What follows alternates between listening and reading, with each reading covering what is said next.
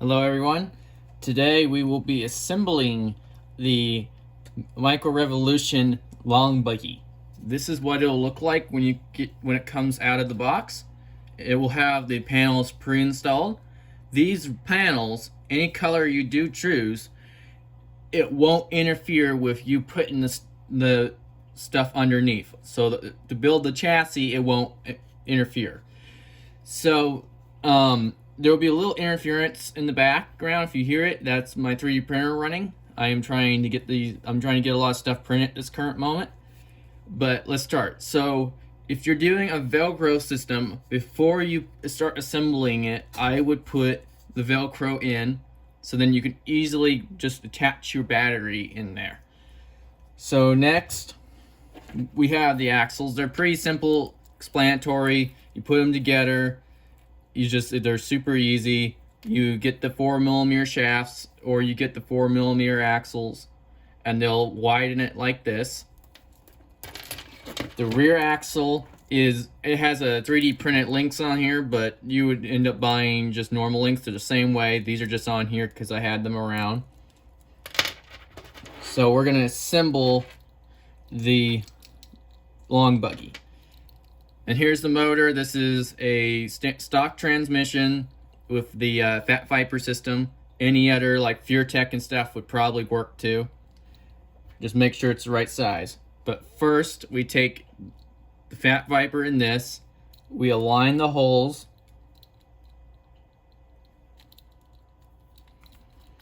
It's a little tricky to do.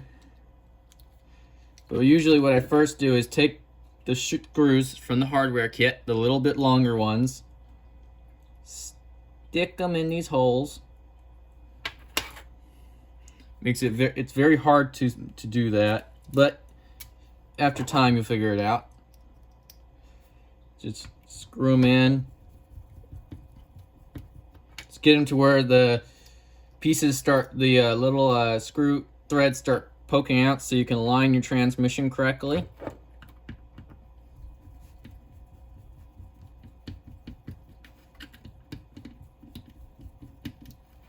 And I would do this step first before putting the links on, because it will be harder after.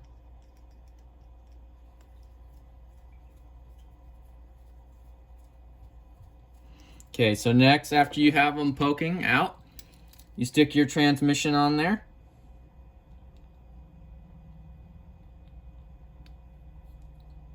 This will be the same way. I do have an upgraded transmission plate that will come with the buggies.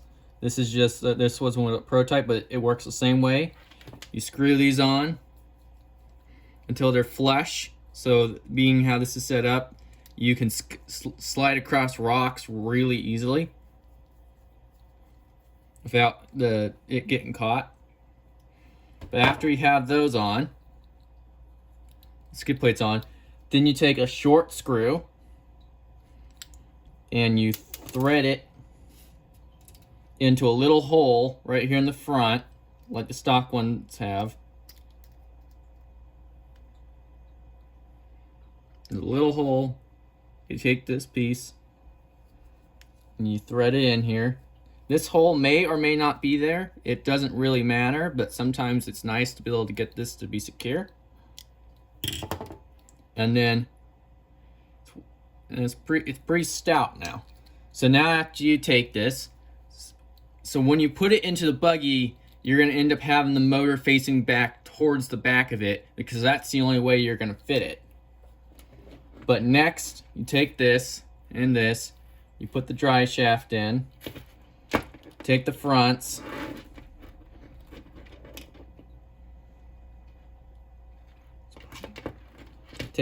actually you probably just put the links on, like that. It's very hard to show in camera. But what the idea is that you thread them from the inside out. So you put your screw like this, and then put it into this little slot. And these don't look very strong, but I've already tested them a little bit and they seem like they're working. If yours does break, just give me an email just email me and I'll see if I can help you. If it does break, then we will, if they break during running, there is a cheap option for them. I'll put an option out for replacement parts. It shouldn't break unless you have a ton of brass. If you do have a ton of brass, then I will probably have to print you a nylon skid plate. And that might eventually, if I get enough of these sold, I might go to a nylon skid plate. But it's a little stiff right now. Just wiggle it a little bit. If it's too stiff, then unloosen these screws a little bit, just to give it a little bit more flexibility. This is a stock system on the front. When you buy that Endura kit, it'll be a little longer, but it will be brass and it'll have a lot more flex. This doesn't have much flex because of the plastic. Why? And then put the dry shaft in like that.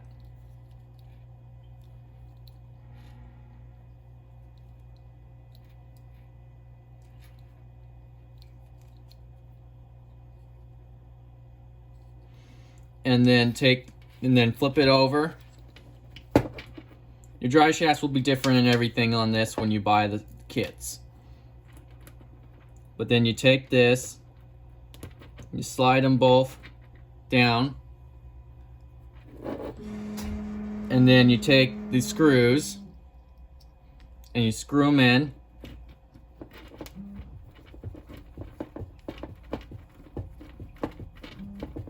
After you get this step, when you ever have to remove the thing to switch motors or something, it's super easy. You just pop 2 screws off and the whole system comes down.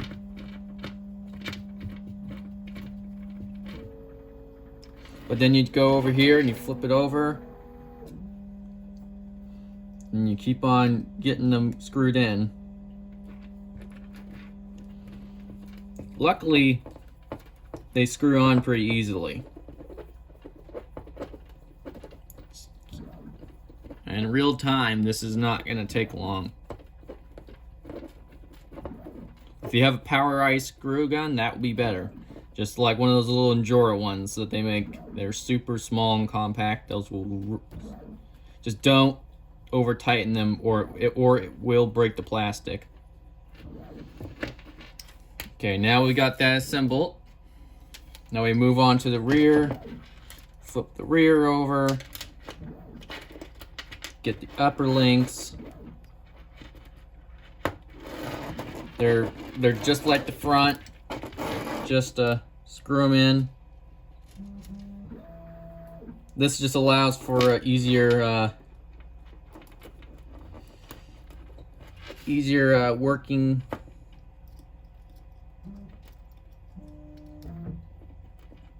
Being that I relocated the links like this, it allows for a more flat skid plate, no interference.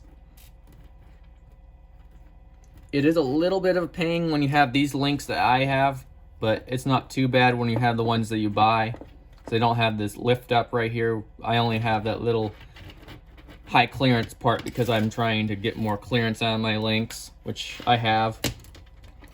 And then flip this over.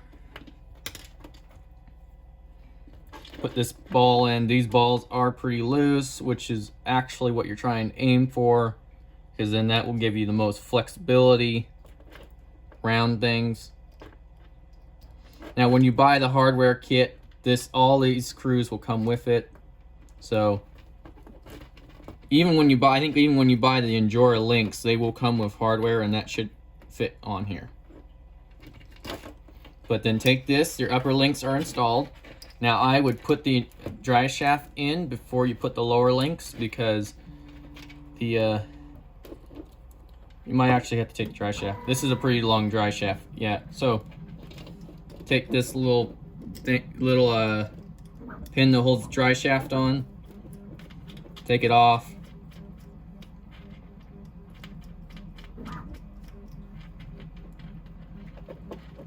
Pull it out, take this, push it in.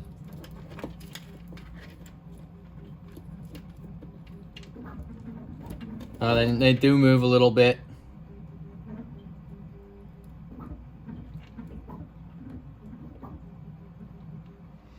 and then take this little screw, put it back in.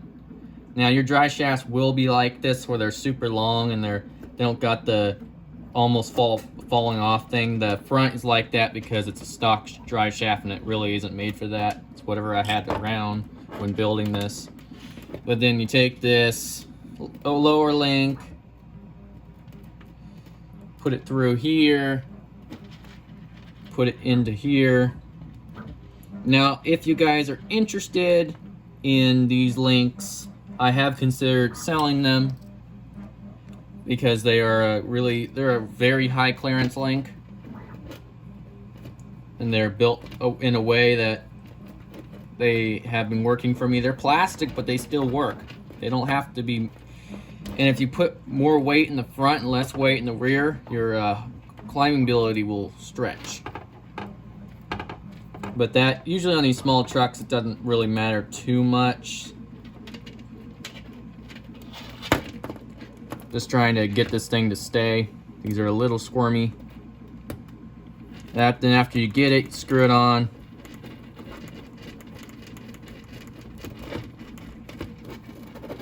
Super simple.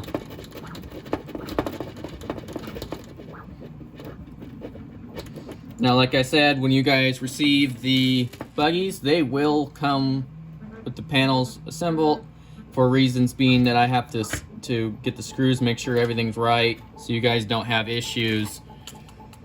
And it'll simplify the process for you guys by about 10 times. And then if you ever wanted to remove the panels and go buy different panels, I will have eventually panels as an option to buy. Blue, red, green. Probably they're made out of a plastic that I can pick up pretty cheaply, but they still last. And the other reason that they're going to be on the buggy when shipping is that sometimes the carrier services will throw the packages. I will have on the boxes handle with care, but sometimes they don't care, they don't listen.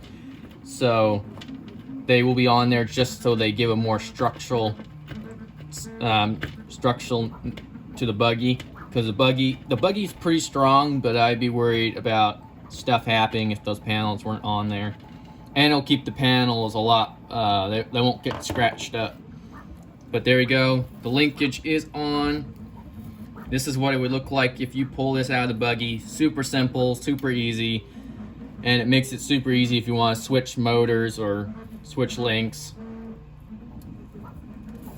Apparently at full bump, that's what, sometimes you don't want to run these longer links on the upper, because sometimes the high clearance part will hit the motor. I guess it was hitting the motor. But next, you take the buggy and you fish this wire through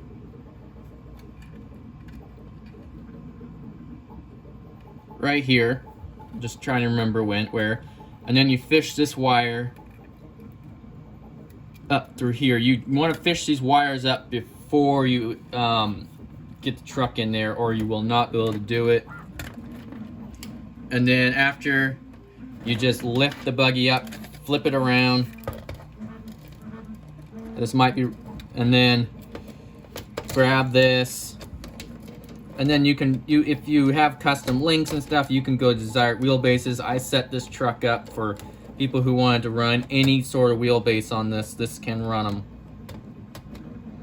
And then you just pull it back until the desired lengths on both sides. And then take these little screws. They do make contact. And then thread them into here. When you first buy it, it might take a little bit of pushing to get them in, but it shouldn't take much. Just so it can, because they're all self-threading screws for maximum strength. And then you line the skid plate up, and then you screw.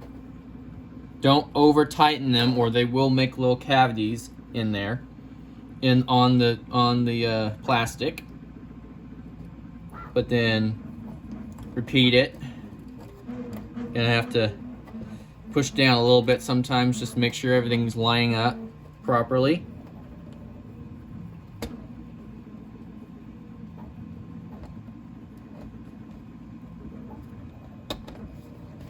And then flip it over. And then install this. The only panels that won't come pre-assembled on this buggy will be they'll all come pre-assembled on the buggy, but the only panels you have to remove technically to build the buggy are the lower panels that you'll see in a few minutes that will go on here. They just go like this. Screw it in there. If you're worried about it breaking, so if you had like a stronger brushless system or something, then you can put longer ones in there. I built it to do that. I just run the short ones because I haven't had issues with them yet. But you just screw them in. Don't make sure to not over tighten any of this because it will go wrong if you do. So everything is installed. It's installed in. And then what you do is you decide on your shock mounting. Now for me, I angle them back slightly, but if you get like a Manus ice kinetic axle that has like 52 degrees of turning, you will need to figure out your shock mounts and put probably a negative offset. I do encourage that anyways.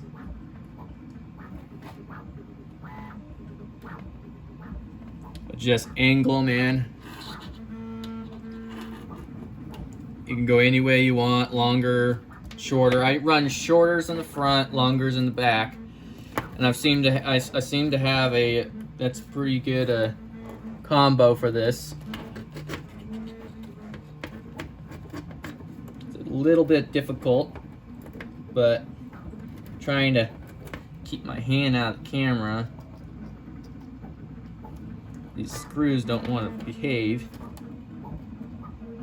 But then, and also if you were running I would not run these fake reservoirs because they get in the way constantly. But, oh, and you cannot run big bores on this truck because the big bores will hit. But it looks like I put this on backwards. Let me flip that over real quick. So don't run big bores, they won't fit. I've already tried. Anyways, on something like this, big bores probably are not the greatest. And then so then your front will end up like this. It'll stay, you still want a little room here. Just so it doesn't hit. You can lower it and make it all the way up here if you want. It probably will be fine. You just gotta run different shocks. And then for the rear, we actually, before we put the shocks in, we make sure I didn't screw up. So if you put the wires behind the motor, it won't work right. So if you realize that, I think you can still back them out slightly. You might need some pliers, like these, needle nose. Get up in there.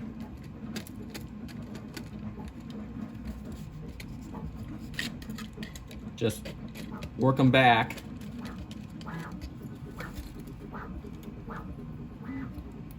They hypothetically should work back.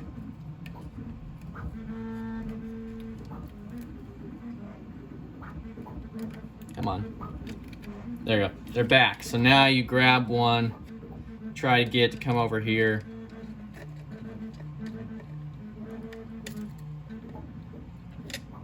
Like that. And then you pull it through. So you don't want it to hit. So now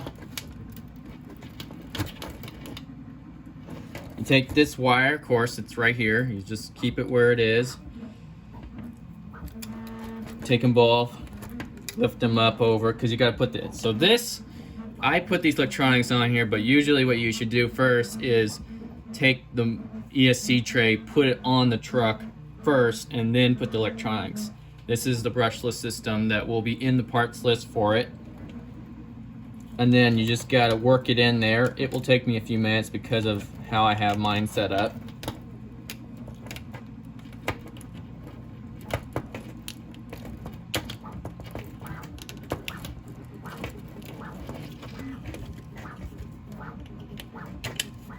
There you go, I popped it up in there. Doesn't take much to get it in there. Make sure this wire's not caught underneath. Just do it like that. And then align the holes. So how it mounts is there's one up here in the front, one up here in the back. It just makes sure that you can keep out of the where you're gonna mount your shocks. And then you take 4 of these small screws and you screw them into place.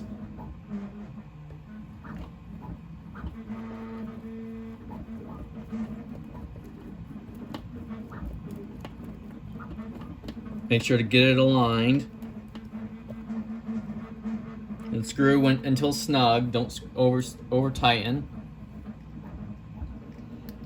Now this stuff all fits with the Fat Viper system. I would probably avoid an 8-channel if you can. Some of the Fly Sky stuff is supposed to be really good. Their GT5 or something with their very small receiver is supposed to be good for these small trucks. But there you go, and then you put it on the other side. It doesn't take much. This is a very simple concept to optimize the making of it. And these are all house 3D print. These are not sourced out or anything. These are made at the house. So, and then and it's a lot of labor to get these built, so just screw it on here. You will have to get these screws, but if you get the hardware kit, it will come with all the screws that you need to put this thing together. And then after you do that, it's on. There'll be a little bit of wire mess. You can fix that up any way you want. That's your option of how you want to tuck it in there or strap it in there. That's up to you. I'll just show a real brief of how I did it, and then you can mount them any way.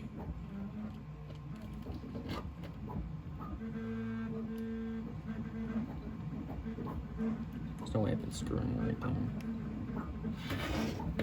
Let me just figure out where this has been going. I don't think it's been going there, but it might have been going there. It's been going there, I think. And then you take your screws, put them through there.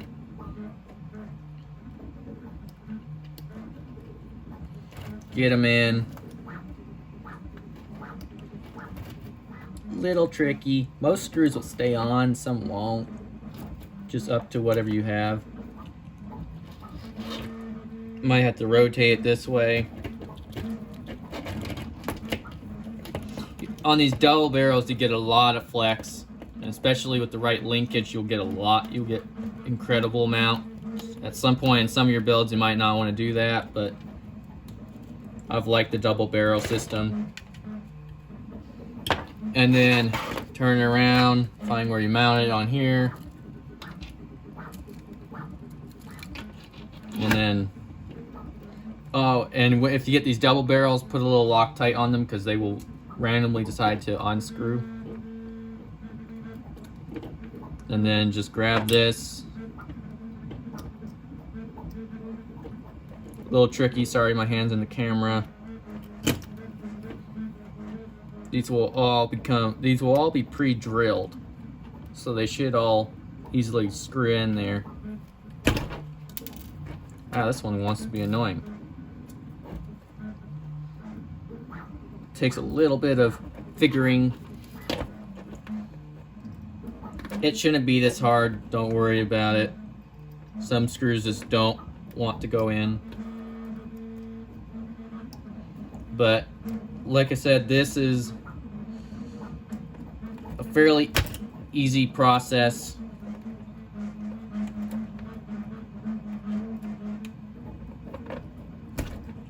Wow, this does not want to.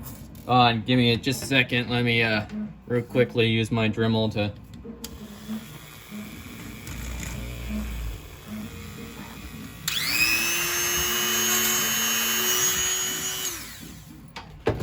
I got a drill bit so I can drill all these holes out before I send them to you guys. Most of the holes, the skid plate holes will not be drilled, but they are big enough that when you screw them in, they should easily. You might take a little force at the beginning, but they should thread in pretty easily. There we go. That one's got thread in. So some of them have a little bit more of a pain, but that one looks like it threaded itself in.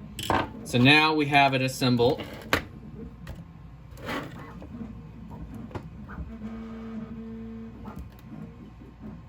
Mine's a little low in the rear, but you have to play with your shocks. Might have to be, but that's how to assemble the transmission, the whole entire system, and then take these wires. I usually run them right here because that's where my battery is located. Hook this together.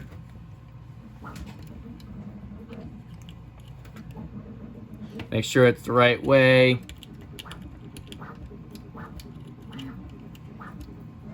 Takes a little bit of fiddling. There you go. It's pretty easy. It's not as tight as the other buggy I have. And then take this. Maybe go wire it in. Maybe pull it back a little bit.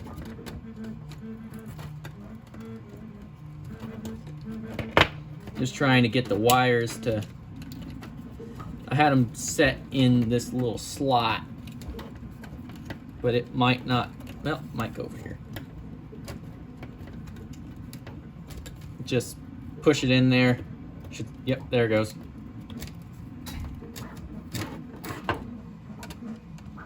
And then just like pull it, push it.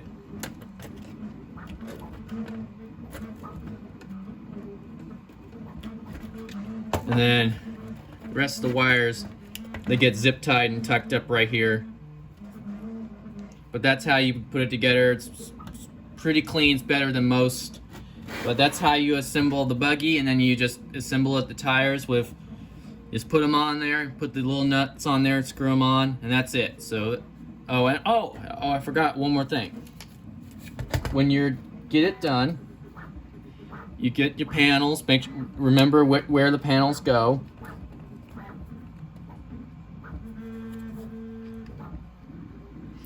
And then just screw them back on, and then that should be it, and you'll have a good crawler. So that's how to do it. Thank you guys for watching. Hope this helped. If you have any questions, just give me a shout out to me, give me a comment, and I'll answer it. These will come. These may come, or they may not come. I haven't decided yet. They might have an option for a higher ESC tray, which then will allow you to run rear steer, but still have the ESC and receiver above. So there's a few options that I will be making for this chassis, like a radiator too. But thank you for watching. Please like and subscribe.